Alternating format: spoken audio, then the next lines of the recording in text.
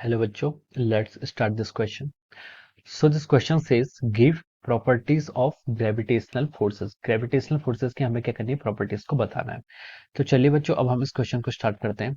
तो देखिए बच्चों, इस क्वेश्चन का जो आपका की कॉन्सेप्ट होगा, इस क्वेश्चन का क्या आपका जो की कॉन्सेप्ट है, ये क्वेश्चन क्या आपका ग्रेविटेशनल फोर्स पर बेस्ड है. ठीक है, तो हम इसका की कॉन्सेप्ट लिख सकते हैं, this is based upon our gravitational force. ठीक है, ग्रेविटेशनल फोर्स पर ही बेस्ड क्वेश्चन. ठीक है, अब देखिए ग्रेविटेशनल फोर्स होता क्या है. ग्रेविटेशनल फोर्स होता है कि मान लीजिए आपके दो मासेस हैं m1 और ये दूसरा मास क्या है m2. ठीक है, ये आपका एक मास है m1 और ये आपका दूसरा मास है m2 और the distance of separation between these two masses are r. ठीक है, r क्या है, इनकी दोनों के बीच की डिस्टेंस ऑफ सेपरेशन है. तो जो आपका ग्रेविटेशनल फोर्स होता है, it is equal to g into m1 into m2 divide by r का स्क्वायर. ठीक है, ये क्या आपका ग्रेविटेशनल फोर्स है. ठीक है, ये क्या आपका ग्रेविटेशनल फोर्स है. ग्रेविटेशनल फोर्स जी आपका universal gravitation constant m1 and m2 are the masses of the object and r is the distance of separation between them. ठीक है, सो ये आपका क्या हो गया, ग्रेविटेशनल फोर्स हो गया. ठीक है, तो चलिए अब हम इसके प्रॉपर्टीज को डिफाइन करते हैं. ठीक है, तो देखिए इसकी प्रॉपर्टीज क्या होंगी. फर्स्ट प्रॉपर्टी तो हम ये लिख सकते हैं कि जो ग्रेविटेशनल फोर्स है, ये आपका क्या होता है, अट्रैक्टिव इन नेचर होता है. ठीक है, it's gravitational force is attractive in nature. ये क्या फोर्स होता है आपका, ऑलवेज क्या होता है, अट्रैक्टिव इन नेचर. ठीक है, this is the first property of the gravitation force. ठीक है, ये आपका ऑलवेज अट्रैक्टिव इन नेचर होता है. दूसरा हम बोल सकते हैं कि देखिए ये 1/r² के प्रोपोर्शनल है, तो हम यहाँ से इसको बोल सकते हैं कि this force is our inverse square law forces.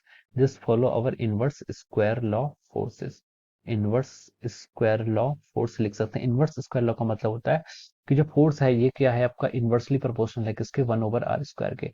तो जैसे जैसे आपकी r डिस्टेंस बढ़ती जाएगी वैसे वैसे फोर्स क्या होता है, डिक्रीज होते जाएगा. ठीक है, आर आर स्क्वायर के अकॉर्डिंग. ठीक है, और थर्ड बोल सकते हैं, देखिए जो आपका फोर्स होता है ये क्या होता है आपका, सेंटर टू सेंटर अप्लाई होता है. ठीक है, दिस इज अ सेंटर और दिस इज अ सेंटर.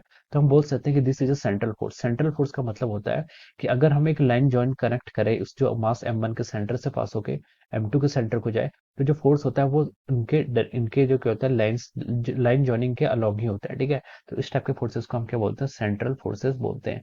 जैसे आपका इलेक्ट्रोमैग्नेटिक फोर्स भी आपका सेंट्रल फोर्स होता है. ठीक है, so this is again A central force. ठीक है, ये आपका एक सेंट्रल फोर्स हो गया.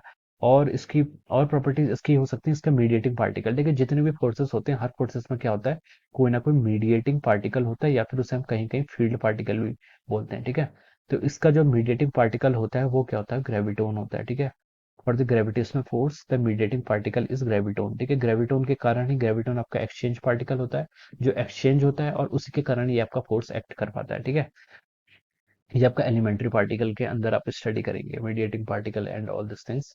और पांचवी और इसकी और प्रॉपर्टीज लिख सकते हैं हम कि ये आपका जो फोर्स होता है ये कंजर्वेटिव नेचर का फोर्स होता है. क्या होता है ये आप force, this force comes unto the category of conservative forces. ठीक है, कंजर्वेटिव फोर्सेस वो होते हैं जिनका जो आपका कर्ल होता है, it is coming out to be equal to zero.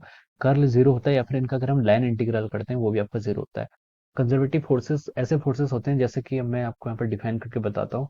जैसे आप U इज इक्वल टू आप लिख सकते हैं -F.dr. ठीक है, ये पोटेंशियल एनर्जी को आप डिफाइन करते हैं. ठीक है, this is the potential energy is define as the negative of integration of F.dr. ठीक है, तो जिन फोर्सेस को हम इस फोर्सेस की कैटेगरी में लिख सकते हैं, जिन फोर्सेस को हम इंटीग्रेट करके कुछ पोटेंशियल एनर्जी आपकी आ जाएगी, उस टाइप के फोर्सेस को हम क्या बोलते हैं, कंजर्वेटिव फोर्सेस बोलते हैं. ठीक है, जैसे ग्रेविटेशनल फोर्स कंजर्वेटिव फोर्स होता है, इलेक्ट्रोमैग्नेटिक फोर्स भी कंजर्वेटिव फोर्सेस होता है. ठीक है, और फ्रिक्शन फोर्सेस होता है, आपका डैम्पिंग फोर्स होता है, this forces are not our conservative forces. ठीक है, तो ये आपकी कंजर्वेटिव फोर्सेस की क्या होती है, क्लास होती है, मतलब हम कैसे इसको डिवाइड कर पाते हैं. ठीक है, और और इसका होता है, ये आपका काफी लॉन्ग रेंज फोर्सेस है, इसकी और कैटेगरी आप लिख सकते हैं, this is a very long range forces. Long range forces इसलिए है क्योंकि देखिए आपका जैसे अर्थ होता है, अर्थ से आपका अर्थ की रेडियस ही 6400 किलोमीटर है.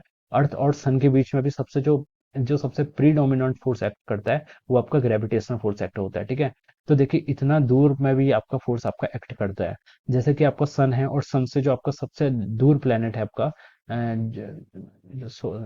जो आपका प्लूटो था पहले, या फिर अभी नेपच्यून है, उनके बीच की जो इतनी लार्ज डिस्टेंस है, उन फोर्सेस के बीच में भी ये आपका एक्ट करता है. ठीक है, तो इसलिए हम बोलते हैं कि ये फोर्सेस के आपका काफी लॉन्ग रेंज फोर्सेस है. ठीक है, और और ये आप इसका जो मैग्नीट्यूड होता है, जो ग्रेविटेशनल फोर्स का मैग्नीट्यूड होता है, ये क्या होता है, थोड़ा ये वीकेस्ट फोर्स की कैटेगरी में इसको रखा जाता है. ठीक है, so this is the weakest force operating on the nature. ठीक है, ये आपका वीकेस्ट फोर्स होता है. ठीक है, वीकेस्ट फोर्स इसलिए बोलते हैं ऐसे क्योंकि जो अदर फोर्सेस रहते हैं, जैसे आपका स्ट्रांग फोर्सेस होता है या फिर वीक फोर्सेस होता है, ये काफी स्ट्रांग फोर्सेस होते हैं। स्ट्रांग फोर्स आपका काफी स्ट्रांग होता है, ये आपका काफी ज्यादा मैग्नीट्यूड का होता है, ठीक है।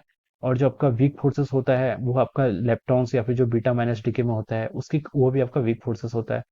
जो आपका इलेक्ट्रोमैग्नेटिक फोर्स होता है वो इसके कंपेयर में थोड़ा हाई होता है, ठीक है। कि इलेक्ट्रोमैग्नेटिक फोर्सेस के कंपेयर में 10 to the power 36 टाइम्स क्या होता है, स्मॉलर में होता है, ठीक है। तो इसलिए इसको वीक फोर्स की कैटेगरी में भी रखा जाता है। So these are the few properties of the gravitational forces. Okay, so these are, yeah, 7 properties of the gravitational forces. So I hope you all understood the concept. All the very best and thank you so much.